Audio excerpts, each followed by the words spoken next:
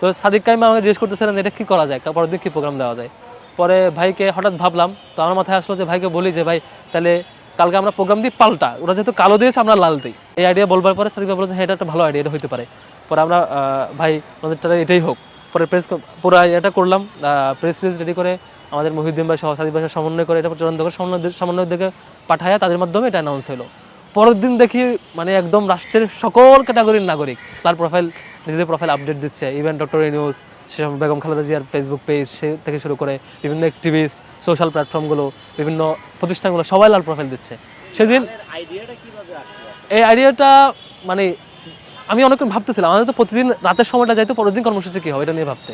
আমরা প্ল্যান করতাম, idea develop করতাম, প্ল্যান ABC ভাগ করতাম, একটা পিকর সিদ্ধান্ত নিতাম, প্রেস রিলিজ রেডি করতাম, এভাবে হইতো। তো সেদিন যখন কালো করছে বারবার লাভ করছিলাম, বলে যে যেহেতু কালো করছে আমরা তাইলে কালকে আমরাও পাল্টা মিছিল দিই, স্মরণ সভা দিই, কেউ আর একটা দিচ্ছে এরকম আর কি। পরে হঠাৎ মাথায় আসলো যেহেতু লাল এটা পাল্টা, আমরা এটা এই রাষ্ট্রীয় শোককে প্রত্যাখ্যান করে আমরা রক্তের কালারের সাথে, যেটা আমাদের সাথে প্রতারণা হচ্ছে, আমাদেরকে খুন করে উল্টা প্রতারণা করা হচ্ছে, আমরা লাল কালারটা বেছে নিই, রক্তের রং বাছাই করে আমরা লালের ঘোষণা দিলাম যে মুখে এবং চোখে লাল কাপড় বেঁধে ছবি তুলে প্রতিবাদ জানানো এবং যার যার প্রোফাইলকে লাল করা, এরকম একটা ঘোষণা আমরা দিলাম আর কি। এটার একটা বড় কারণ হচ্ছে তার আগে প্রোগ্রামগুলো আমরা অনলাইনে করছিলাম বেশিরভাগই, অনলাইন এবং সফট কর্মসূচি। যেহেতু হার্ড কর্মসূচি যাওয়ার পরে আমাদের হঠাৎ দেখা গেল যে আপনার প্রচুর গ্রেপ্তার, মামলা গ্রেপ্তার, আমরা মাঠের কর্মসূচি পাচ্ছিলাম না। পরে আমরা একটু স্লো মোশন আগাচ্ছিলাম যে আমরা একটু সফট কর্মসূচি দিই, যদি সফট কর্মসূচি দিতে দিতে অনেক বেশি এঙ্গেজ হয় তখন আমরা হার্ড কর্মসূচিতে যাবো। তো দেখেন তার আগে কিন্তু 3-4টা এরকম সফট কর্মসূচি ছিল।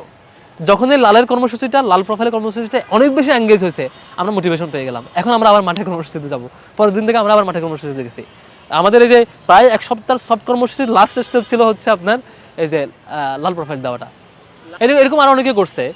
আমাদের এই প্রোগ্রাম কর্মসূচি ঘোষণা করার পর যেহেতু এটা স্বতঃস্ফূর্ত আন্দোলন, বৈষম্যবিরোধী তো আর কোনো রাজনৈতিক দলের না, আর আমিও তো রাজনৈতিক দলের হিসেবে পারফর্ম করছি এমন না, আমাদের কন্ট্রিবিউট করার সুযোগ ছিল, আমাদের টোটাল রিসোর্স দিয়ে আমরা এখানে যতটুকু পারি হেল্প করছি আর কি। 24শে জুলাই আন্দোলনের গল্প তো অনেকগুলো গল্প জমা, হাজারো গল্প নিয়ে আমাদের জুলাই আন্দোলন হয়েছে।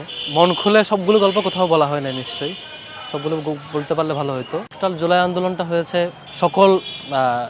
সকল ক্যাটাগরি মানুষজনকে নিয়েই, এখানে সবার স্বতঃস্ফূর্ত সমর্থনে হয়েছে, সবার পার্টিসিপেশনের সবার অংশগ্রহণের মধ্য দিয়েই এই আন্দোলনটা আসলে হয়েছে, সফল হয়েছে। তবে আমাদের সৌভাগ্য হয়েছে আমাদের বিভিন্ন স্টেকে ভূমিকা রাখবার, সেই স্মৃতিগুলো মনে পড়লে খুব ভালো লাগে, সেই জায়গা থেকে একটু শেয়ার করা যায়। 5ই জুন থেকে যখন আন্দোলন শুরু হয়, যখন ওই যে কোটা পরিপত্র বাতিল হয়, সেদিন সন্ধ্যায় যেটা আমি তখন ঢাকা ইউনিভার্সিটির সেক্রেটারি ছিলাম শিবিরের, আমাকে নাহিদ ভাই, আসিফ বা হচ্ছে মাহফুজ ভাই যারা